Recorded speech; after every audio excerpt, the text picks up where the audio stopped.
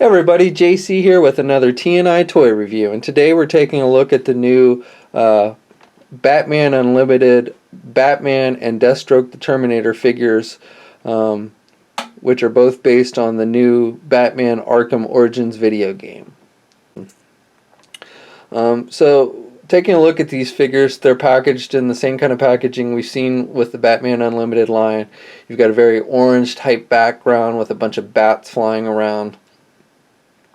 In the left side of the blister, there's a picture of Batman from the Batman Arkham Origins video game.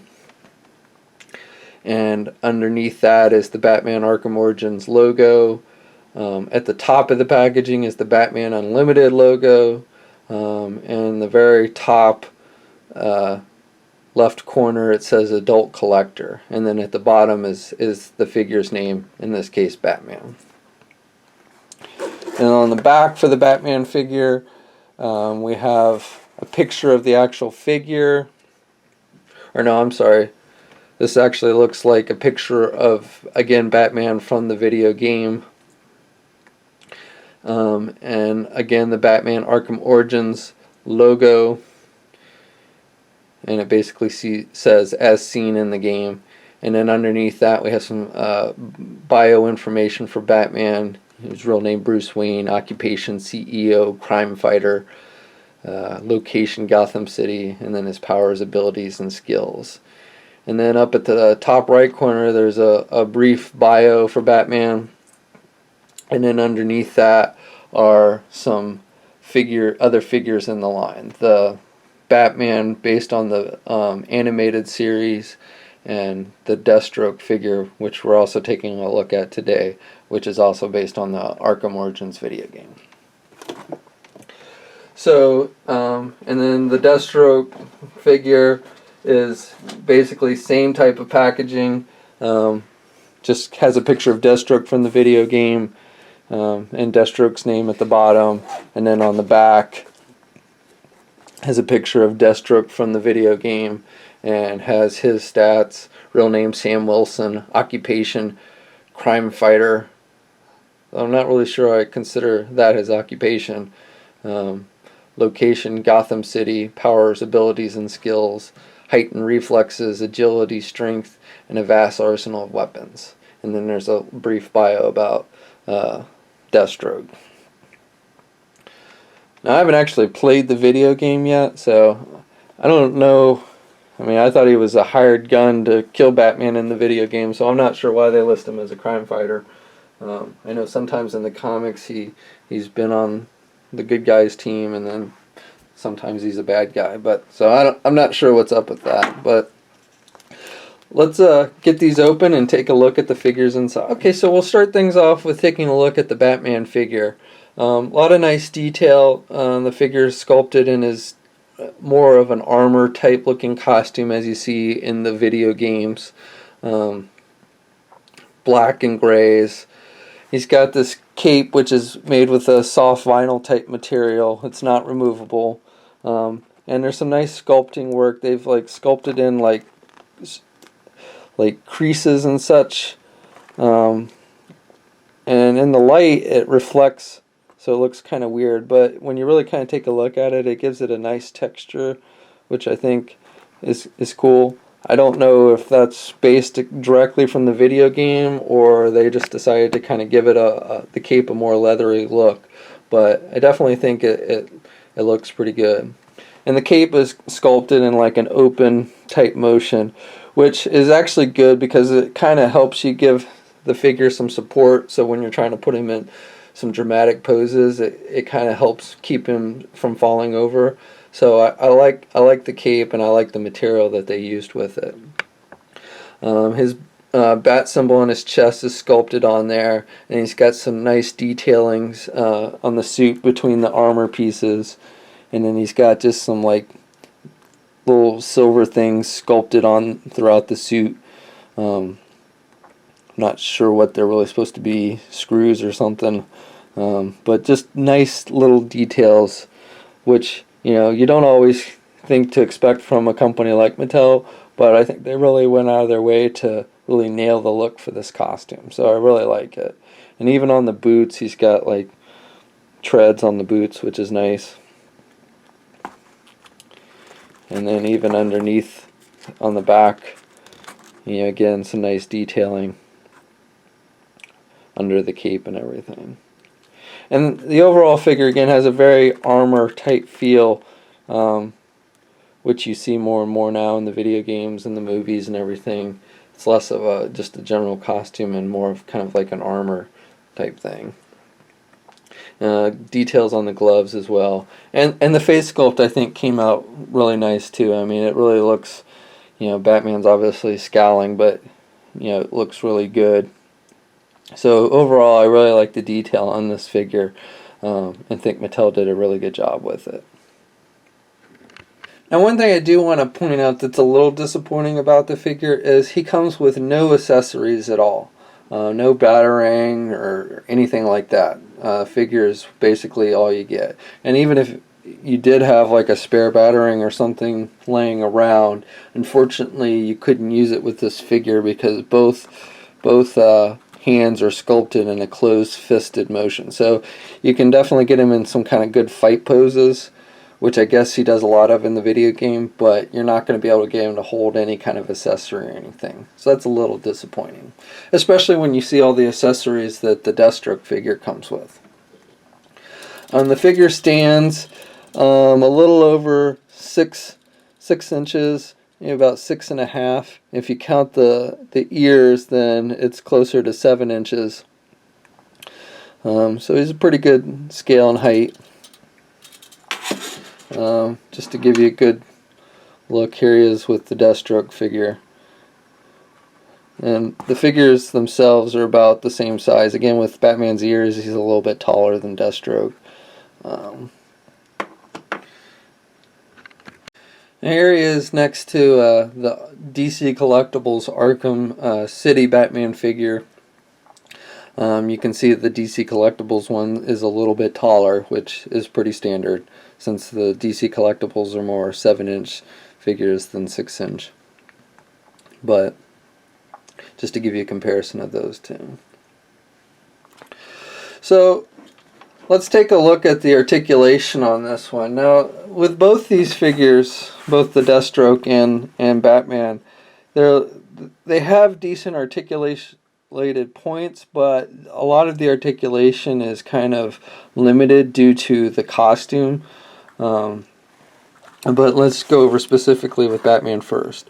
Batman, he's on the ball joint, so he's got some decent, he can look down some, and he's got good up movement, which is nice, and he can look left and right with no problem. The arms are on basic ball hinge joints. He's got swivel hinged elbows, and he's got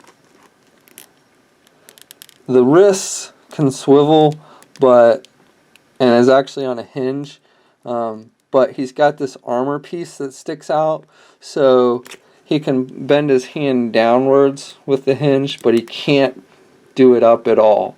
And you have to kind of like, to move it, you have to kind of do it around the armor piece. So it's not bad, it's pretty good movement there at the wrist, but you just got to be wary of that armor piece. He's got swivel at the waist, no kind of ab crunch at all, but with the armor, I guess that's to be expected anyway. And then he's got the legs, the hinge joints at the legs, so he can do the splits nicely. He can get the leg back fully and forward nicely. He's got double hinged knees, which are hidden nicely by the knee pads. And then he's got hinged ankles, but again, the armor pieces kind of really prohibit you from really being able to move the ankles any. I don't know if there's a swivel joint up in there, but you can't swivel.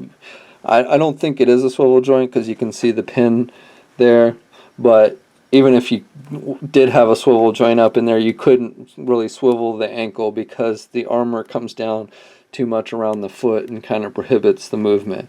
And you can't, even though there is a hinge in there, you can't get it, you can't push it down much. So the ankle movements are pretty limited on these figures. And out of the two, Batman's actually got the better articulation between Deathstroke and him. Deathstroke is even more limited in as far as his movements, and we'll take a closer look at him in just a moment. Okay, so here's a look at the Deathstroke figure. Now, first of all, I really love the look of this figure. I think it's really awesome, the sculpting details with all the armor pieces and the belts and weapon pouches and everything. They just did a really nice job with this figure, and looks like it's something straight out of the video game. The downside is he's got some serious lack of movement issues, which we'll get into in a bit. But again, just detailing, the bullets on the shoulder pad, the sculpting detail on the armor, the pouches on his belt, grenades. He's got grenades sculpted on his belt, utility belt. Now another thing here is he comes with a bow staff. He comes with a pistol which attaches to his leg. They didn't actually give him a holster, but they made like a thing that, like a magazine that sticks out on the gun, and then you can just stick it in this hole they made on his leg. So it does look a little stupid that he doesn't actually have a holster. It would have been nicer if they made a working holster, but at least they gave him some place to put the gun. At first, when I first saw the figure, I thought that they had not given him a place to actually store the weapon. So that's nice that they at least did that.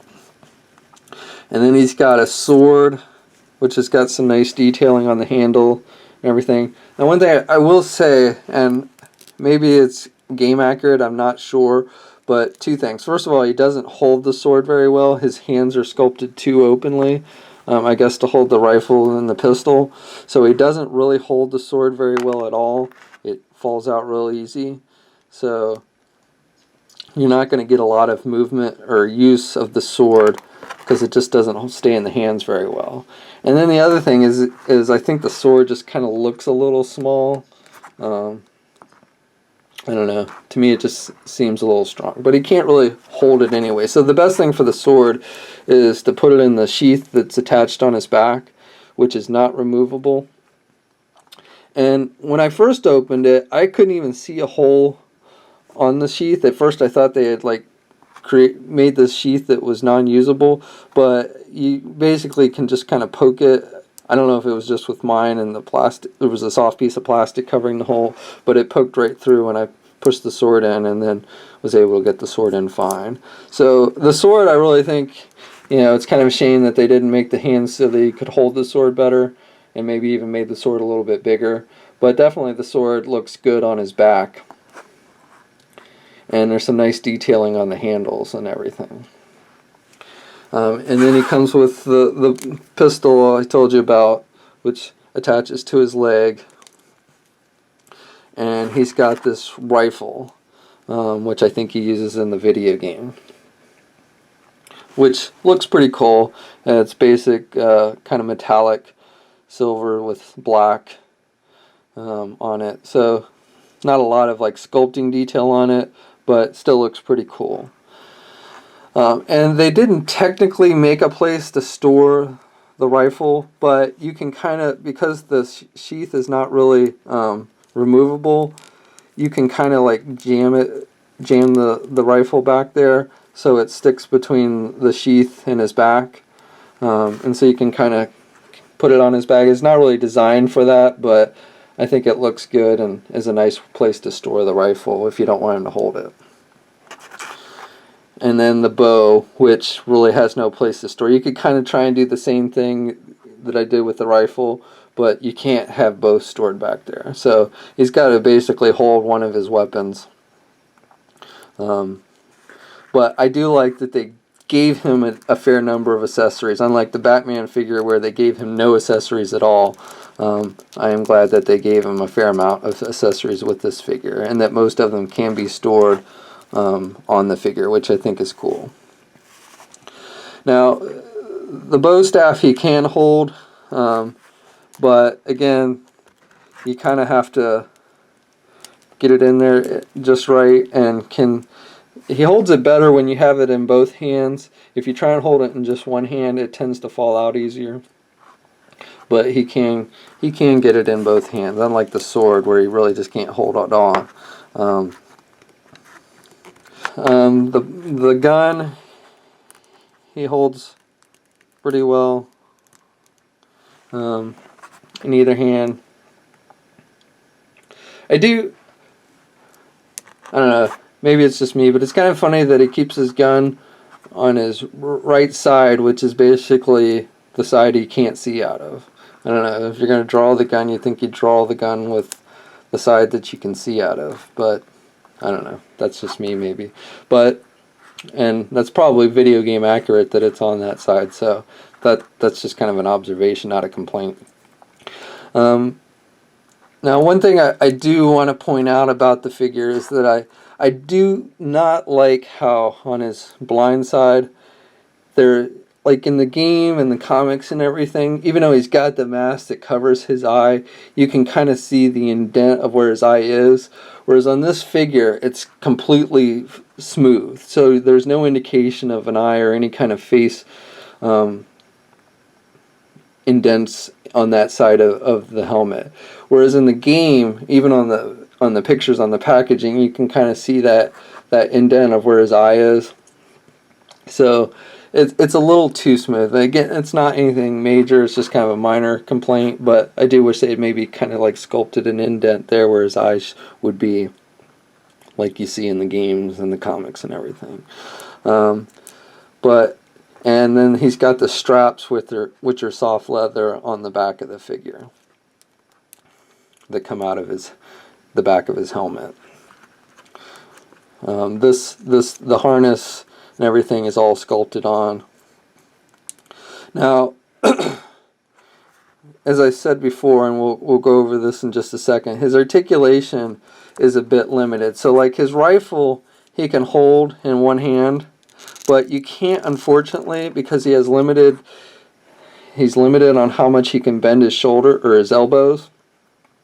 You can't really get him in any kind of good rifle holding positions. Because the arms just don't bend over, cross over enough with each other, which is a shame. Like, it would be nice if you could get him in some like sniper positions with this rifle, which I think you see him use. That's how you kind of see him use it in the video game, I think, at least in the trailers I've seen. So you really can only get him to hold the rifle in one hand. He can hold it in either hand, so you can have it, put it in either hand, but you're not going to get good rifle holding positions because of the lack of movement in the arms. So let's take a closer look at the articulation. Okay, so he has good movement with the head. He can look down fairly well, he can look up, and he can look left and right with no problem. Standard ball hinge joints at the shoulders. He's got the single hinged at the elbow, and it swivels. But the problem is the way the armor is sculpted, he really can't bend his arms very much. That's as much as you can bend the arms at the elbow.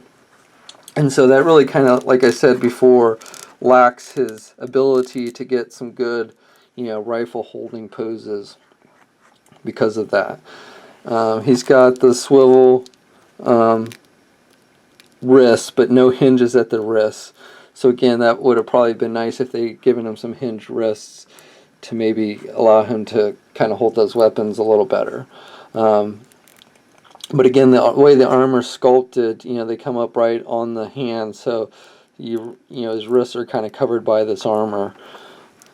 And then he has no ab crunch at all. He does have the swivel at the waist.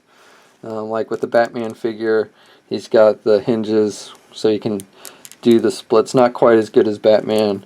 And then he can't, unlike Batman, he can't put his leg back at all with the way the butt's sculpted. So he's got no movement to the back and very little movement because of the belt to the front. He's got the swivel at the knees.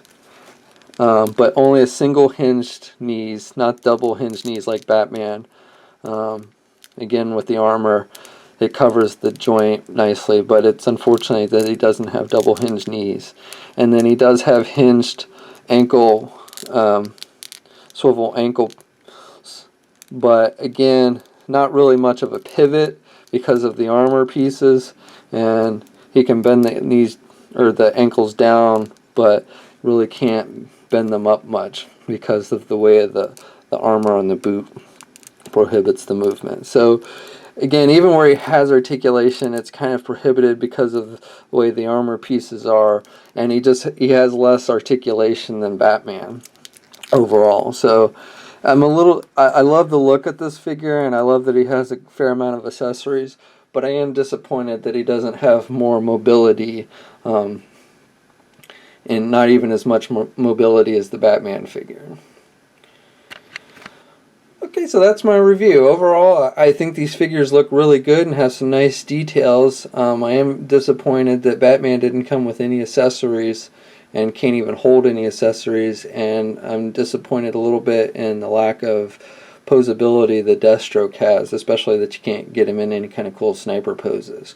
But I think that both figures look really good, have lots of details. I like the accessories that Deathstroke comes with, and think they're really nice figures. Now, one downside to this is because this line is ending, the Batman Unlimited line is ending from Mattel, these are probably going to be the only two characters that we're going to get from the video game from Mattel. You know, DC Collectibles is doing a line based on the video game as well. So that's something you might want to weigh in, is whether it's worth investing in this line when you're only going to get the two. But they do look good. They're hitting now. I know you can find them online at places like Amazon.com. I'm not sure if they're out at retail yet, but if they're not, they'll probably be hitting soon. Places like Walmart and Target. But that's my review. I hope you enjoy it. Until next time, I'll catch you later.